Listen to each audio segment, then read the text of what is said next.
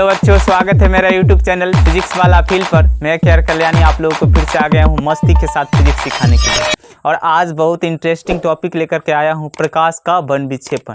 ये बोर्ड के लिए भी बहुत इंपॉर्टेंट है। हर साल इससे एग्जाम में क्वेश्चन पूछते ही रहते हैं, चाहे वो शॉर्ट टाइप का हो या ऑब्जेक्टिव टाइप का हो। और अगर आप इसको अच्छा से पढ़ लीजिएगा तो एक भी प्रश्न इससे आपको अगर पूछेगा तो नहीं छूटेगा। आज समझते हैं हम लोग प्रकाश के बन विक्षेपण के बारे में। देखिए, सबसे पहले ये घटना वैज्ञानिकों के सामने कैसे आया। न्यूटन नामक वैज्ञानिक, जो कि फिजिक्स के पिता के नाम से जाने जाते हैं, काफ़ी योगदान है उनको जो है इस फिजिक्स के मिस्ट्री को समझाने में।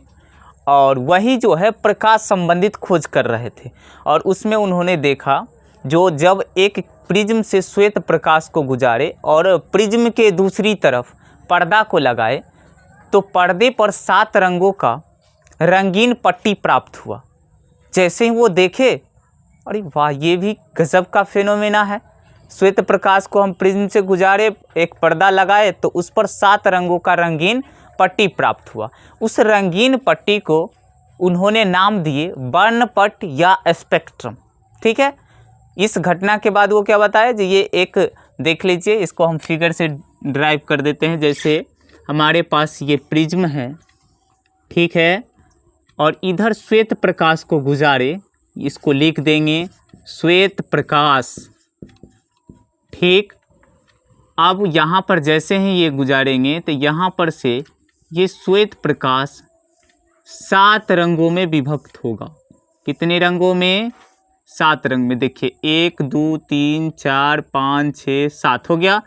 अब ये भी थोड़ा सा मुड़ जाएगा, देखिए इस तरह से।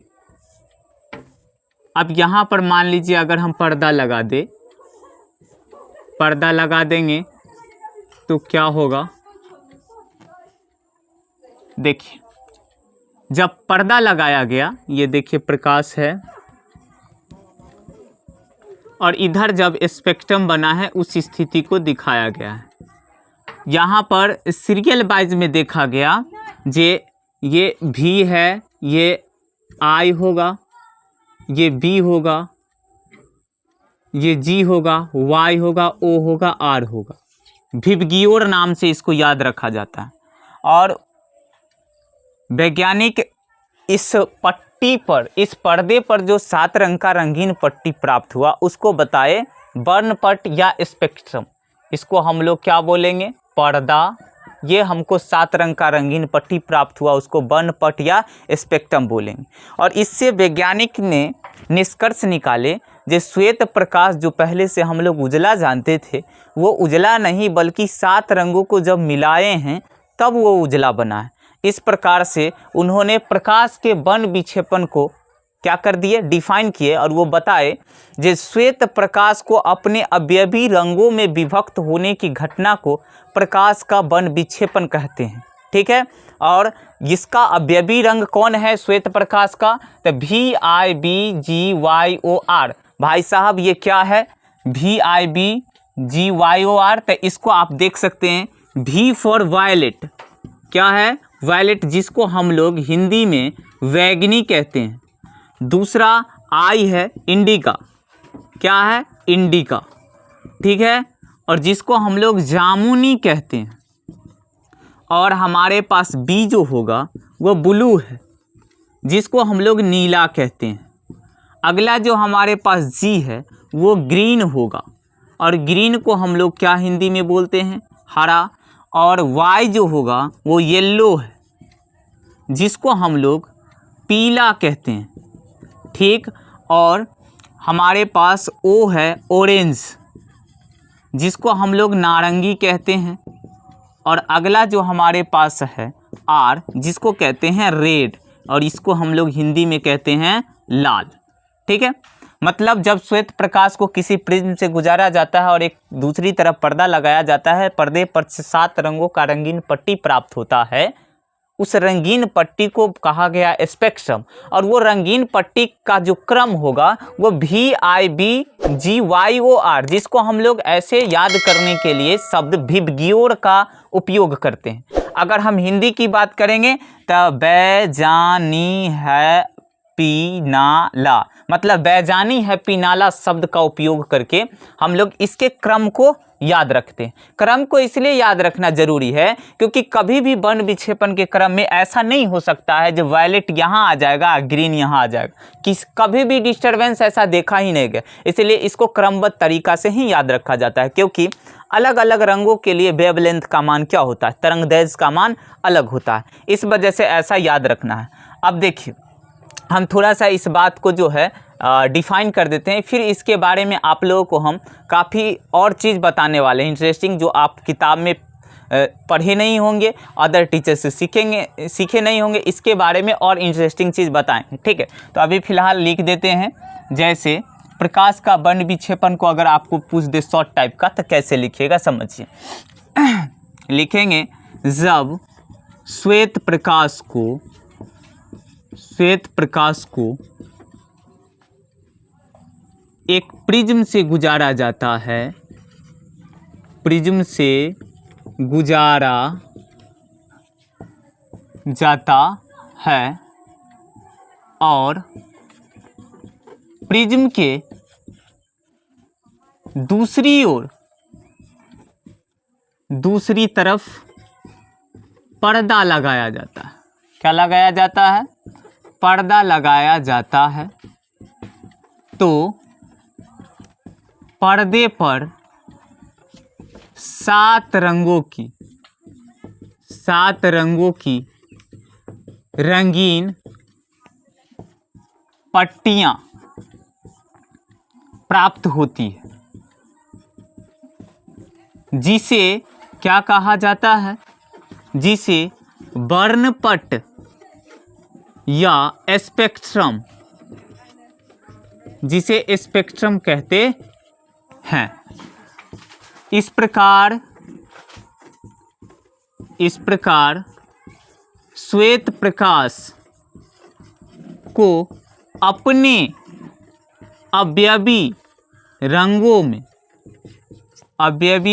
में विभक्त होने की क्रिया या घटना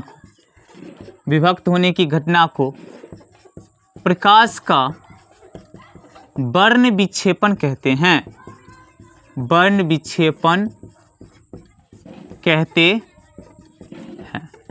तो बच्चों अगर आपसे शॉर्ट टाइप में पूछे जे वर्णपट या स्पेक्ट्रम से आप क्या समझते हैं या वर्ण विक्षेपण से आप क्या समझते हैं, तो क्या करना है, बस इतना बात लिख देना है। नीचे में ये फिगर बना देंगे और इस चीज़ को, हाँ इस चीज़ में बहुत चीज़ अभी समझना है।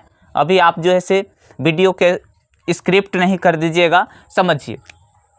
इसमें अब कई सारे प्रश्न ऑब्जेक्टिव टाइप में कैसे पूछेंगे, ये तो शॉर्ट टाइप में पूछेंगे 2 नंबर का, तो आप इसको लिखिए और इसको फिगर बना दीजिए, आराम से जो है आपको पक्का 2 मार्क्स मिल जाएगा। अब शॉर्ट टाइप में पूछेगा जो प्रकाश के वर्ण विक्षेपण में किस रंग का विचलन ज़्यादा होगा, तो सबसे ज़्यादा कौन मुड़ता है। तो देखिए सबसे मुड़ने की स्थिति, मुड़ने की क्रम में कहेंगे ना, तो सबसे ज़्यादा वायलेट मुड़ता है, याद रखेंगे।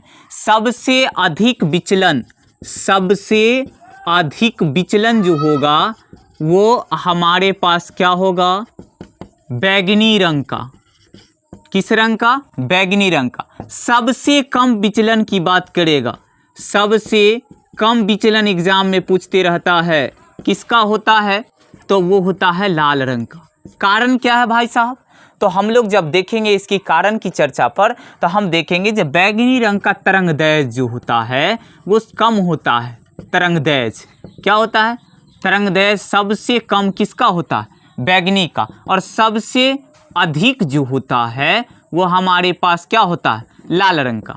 ठीक है, तो जिस रंग का तरंगदैर्घ्य सबसे अधिक, उसका वर्ण विक्षेपण में सबसे कम झुकाव होता है, और जिस रंग का तरंगदैर्घ्य सबसे कम, उसका जो है वर्ण विक्षेपण में सबसे अधिक झुकाव होता है, याद रखेंगे। और इसके बीच में सबके क्रम वाइज जो है से झुकाव होता है। बात देखिए ये झुकाव क्यों होता है, समझिए। जब वेवलेंथ कम होगा ना, तो उसमें जो किसी भी मीडियम में उस रंग का जो चाल होगी, वो वेवलेंथ कम होने पर उसकी चाल भी कम जाएगा। कारण क्या है, अलग अलग माध्यम के लिए एक ही माध्यम का अपवर्तनांक भी अलग होता है। आप लोगों को सुन करके ये बड़ा इंटरेस्टिंग लगता होगा, जो ऐसा कैसे हो सकता है। अगर कांच के लिए हम 1.5 अपवर्तनांक मानते हैं तो किसी विशिष्ट रंग के लिए होगा। अगर लाल के लिए मापे हैं तो जरूरी नहीं है बैगनी के लिए भी वही होगा, ठीक है।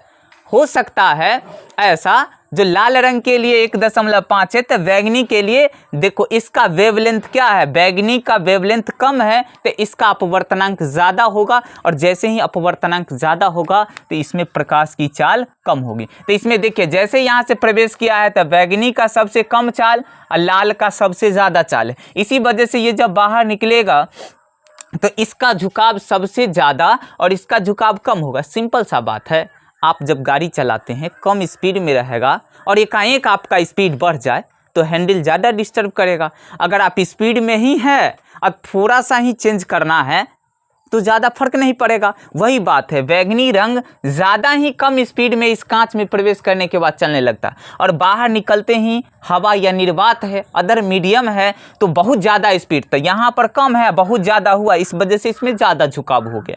यहाँ पर ये उतना ज़्यादा स्पीड में अपना कमी नहीं करता, इस वजह से बाहर निकलने के बाद थोड़ा सा इसको बढ़ाना पड़ता है, इसीलिए क्या होता है रेड रंग का कम झुकाव होता है। तो आपको एग्जाम के लिए ज़्यादा पूछेगा सबसे अधिक विचलन किस रंग का, तो बैगनी रंग का। क्यों? क्योंकि इसका तरंगदैर्घ्य सबसे कम होता है। उसके बाद सबसे कम विचलन किस रंग का, तो लाल रंग का।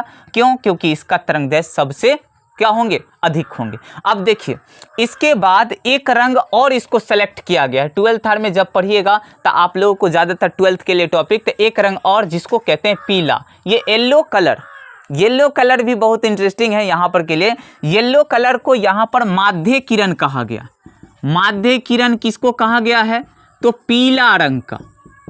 ऐसे आप लोग कहिएगा तो 1 2 3 4, 1 2 3 4, चौथा कलर है कौन, ग्रीन, लेकिन यहाँ पर माध्य माना गया है किसको, तो येलो को। तो कोई एग्जाम में पूछ दे जे प्रकाश के वर्ण विक्षेपण में किस रंग को माध्य किरण कहा गया है, तो माध्य किरण कहा गया है पीला रंग को, ठीक है। अब देखिए सबसे अधिक विचलन हमारे पास वायलेट और रेड। अब बोलेगा जी माध्य विचलन किस रंग का है, माध्य विचलन जो होगा वो हमारे पास डेल्टा येलो के लिए हो, ठीक है। और ये हम लोग delta R plus delta V/2 से भी कर सकते हैं। ये डेल्टा आर क्या है, डेल्टा को हम लोग विचलन कोण को डिनोट करते हैं डेल्टा के द्वारा। तो हमारे पास जैसे यहाँ पर देखिए प्रकाश की किरण जो है यहाँ की बात करेंगे तो सबसे ज़्यादा जो विकृत हुआ होगा, मतलब विचलित हुआ होगा, वो delta R plus delta R के 2। माध्य का मतलब क्या होता है, बीच वाला। तो बीच वाला अगर ऐसे कहेंगे तो ग्रीन होता है, लेकिन ग्रीन को नहीं बल्कि पीला को माना जाता है, ठीक है। अब देखिए विचलन कोण इस माध्य विचलन समझ गए, यह हमारे पास किस वेवलेंथ का कितना ये रहेगा। अब एक चीज़ हमेशा याद रखिएगा, ठीक है, ये अलग अलग रंगों के लिए एक ही माध्यम का अपवर्तनांक अलग अलग होता है, ठीक है। इसके आधार पर हम लोग ऐसा भी कह सकते हैं, इसमें देखिए थोड़ा सा हम अगर विचलन की बात करेंगे तो सबसे अधिक विचलन किस रंग का होता है, तो सबसे अधिक विचलन वायलेट का। उसके बाद किसका होता है, तो उसके बाद होता है इंडिका का। उसके बाद किसका होता है, तो ब्लू का। उसके बाद किसका होता है, तो ग्रीन का। उसके बाद किसका होता है बताओ, तो हमारे पास हो जाएगा उसके बाद येलो का, ठीक। उसके बाद हमारे पास किसका होगा, तो आपका ऑरेंज का। उसके बाद किसका होगा, तो रेड का। इस तरह से हम सजा सकते हैं। अगर एग्ज़ाम में पूछे किसी बीच में का किसी का रिलेशन पूछ दिया तो याद रखें। अगर हमारे पास विचलन ज़्यादा है तो उसको हम इस क्रम में बता सकते हैं। अगर लेमडा की बात करेंगे, लेमडा क्या है, तो तरंगदैर्घ्य, तो सबसे ज़्यादा सबसे कम लेमडा का मान किसका होगा, तो वायलेट का, ठीक है। अब ये सबसे कम में आ जाएगा, फिर लेमडा इंडिका का उससे कम, फिर हमारे उससे ज़्यादा, फिर लेमडा बी जो होगा उससे ज़्यादा, फिर लेमडा जी जो होगा उससे ज़्यादा, फिर लेमडा येलो जो होगा उससे ज़्यादा, फिर लेमडा ऑरेंज उससे ज़्यादा, फिर हमारे पास लेमडा आर उससे ज़्यादा हो जाए। इस प्रकार से सबसे ज़्यादा तरंगदैर्घ्य हमारे पास रेड रंग का होगा। इसके अलावा अब जब आप 12th में पढ़िएगा या आप लोग अभी 12th में पढ़ रहे होंगे तो देखे होंगे कि जब हम रिफ्रैक्शन थ्रू ऑफ प्रिज्म पढ़ेंगे, मतलब एक प्रिज्म से प्रकाश का अपवर्तन के बारे में पढ़ेंगे, तो आप देखिएगा जो पतले प्रिज्म के लिए जो है फॉर्मूला का प्रिज्म के लिए हमारे पास विचलन का वैल्यू होता है μ-1 इंटू ए, ये फॉर्मूला होता है, ठीक है, जिसको हम लोग अगर बोलिएगा तो हम सिद्ध कर देंगे, आगे पढ़ना है। तो इसके आधार पर ये म्यू क्या है, तो रंगों कोई भी रंग उससे गुजार रहे हैं तो उस समय एक वर्णी प्रकाश को गुजारते हैं, तो उसके लिए क्या है, तो अपवर्तनांक। तो इसमें वैल्यू अपवर्तनांक का मान भी क्या था, ये कांस्टेंट होगा, ये कांस्टेंट, तो ये चेंज होगा, ये चेंज होने के वजह से ही इसमें चेंजिंग होता है, क्योंकि अलग अलग रंगों के लिए अपवर्तनांक का मान एक ही माध्यम का अलग अलग होता है। यहाँ पर कह सकते हैं क्या, बताओ, तो इसमें इसका वैल्यू क्या होगा, बड़ा होगा, क्योंकि वेवलेंथ का मान, तो अब इसके लिए बड़ा होगा, ठीक। फिर म्यू क्या हो जाएगा, इंडिका बड़ा होगा, फिर म्यू बी बड़ा हो जाएगा, फिर हमारे पास म्यू जी बड़ा होगा, ठीक है, और म्यू वाई बड़ा होगा, फिर म्यू ओ बड़ा होगा, म्यू आर सबसे छोटा हो, मतलब सबसे कम अपवर्तनांक अगर कांच का होगा तो वो लाल रंग के लिए, और सबसे अधिक अपवर्तनांक होगा तो बैंगनी रंग के। अधिक अपवर्तनांक के कारण प्रकाश की चाल कम था, इसलिए इसमें अधिक विचलन हो गया था, क्योंकि इसका वेवलेंथ क्या था, सबसे कम था। तो ये हमारे पास प्रकाश के वर्ण विक्षेपण संबंधित किसी भी तरह के डाउट नहीं होगा, ठीक है, किसी भी एक भी प्रश्न इससे नहीं छूटेगा, ठीक है, सभी को क्लियर कर दिए हैं। और इसकी खोज सबसे पहले न्यूटन साहब ने किए थे, इसकी जानकारी हम पहले ही दिए थे। बस